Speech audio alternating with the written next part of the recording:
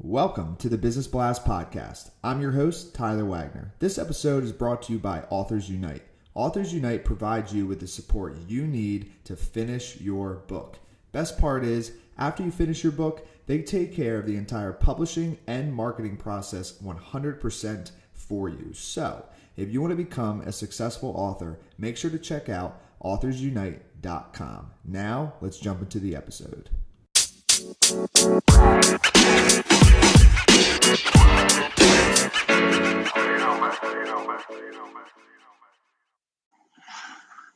All right, everyone. Welcome back to another episode of the Business Blast Podcast. I'm your host, Tyler Wagner. Today, I have Melissa Kadrmas with us. She is a financial representative for Thrivent Financial and volunteers to serve as the commander for the La Crosse U.S. Coast Guard Auxiliary Flotilla. She is also appointed by Governor Walker to the Wisconsin Small Business Regulatory Review Board and serves on the NFIB Wisconsin Leadership Board. So welcome to the show. Thank you, Tyler. I'm excited. Of course. We're excited to have you. Let's dive into the first one, Melissa. The first one I have for you is, what is the best story from your life that has an underlying valuable message? Well, I have been an entrepreneur for probably the majority of my life. And I've been with several different companies as an entrepreneur and a business owner, through my ventures. And I think, in general, no specific story. What I've learned through all these different ventures is that, first of all, as an entrepreneur, it doesn't mean that you have to do everything yourself. It definitely takes a village to run a business. And that village might be your community. It might be a business partner. It might be your vendors. It might be your customers. Everything has to run smoothly. And picking a good business partner, whether it be that company or that person or, the vendor, etc., is super important. If it's a business partner, you have to make sure that the strategic planning, the values, the ethics are all going in the same direction as you are. Super, super important. And in all that, regardless who you're working with, you have to trust your gut feelings. In the book, Tyler, that you invited me to contribute to, the Better Business book, I wrote about using your gut feelings in, managing your business and your life. And I think that if you're proactive, when you get that little gut feeling that something might be wrong, and you just sit back and kind of analyze that, you can be ready for, the worst thing to happen. Or be ready for something really good, depending on what that gut feeling is telling you. But it's super important not to ignore that and make sure that you're surrounding yourself with people who are working in the same direction that you're working. And then what is the most valuable piece of information we should know that's within your expertise or industry? So on the entrepreneurship side, I guess a really good piece of advice would be have a robust emergency fund. You just never know when something's going to happen. And alongside that, never be afraid to learn something new.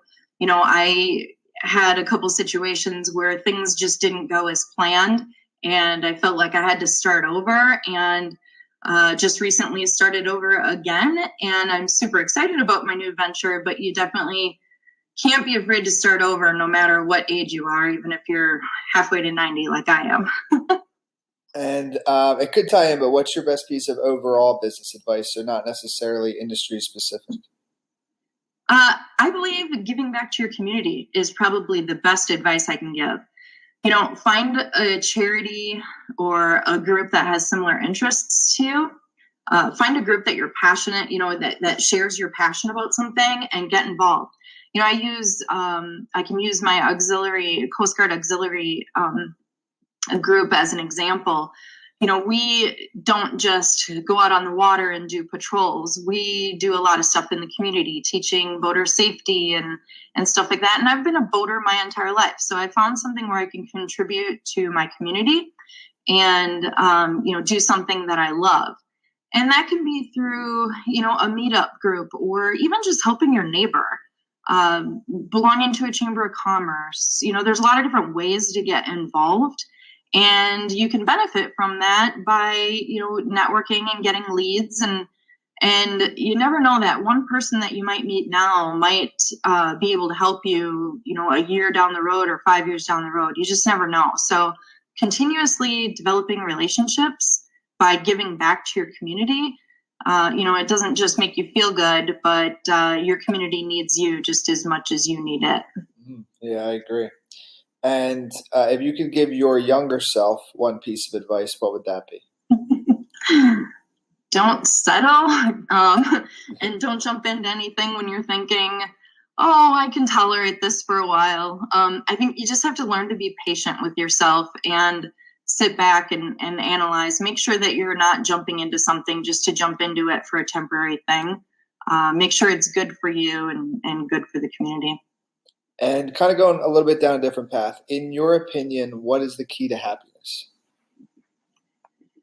I think a lot of people look at happiness as a destination, and I look at it as something you're continuously pursuing, the pursuit of happiness.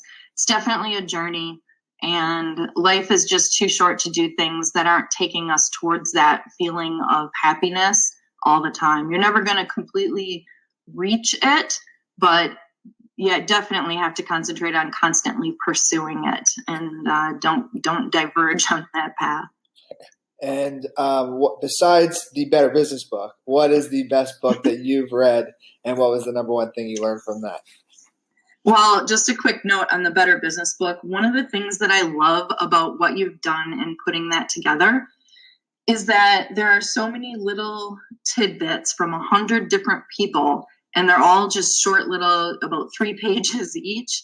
I think it's an amazing compilation, and definitely a good read, all 4 volumes. But The Power of Now by Eckhart Tolle is probably the one book that made the most influential change in my life. What I really learned was that, the past is gone. You can't change anything about the past, and the future you definitely can't control. And all you really have is the now. You have this very, very moment where you can make a decision, yes or no. You can snap your fingers. If you want to change something, you have this moment right now to make a change.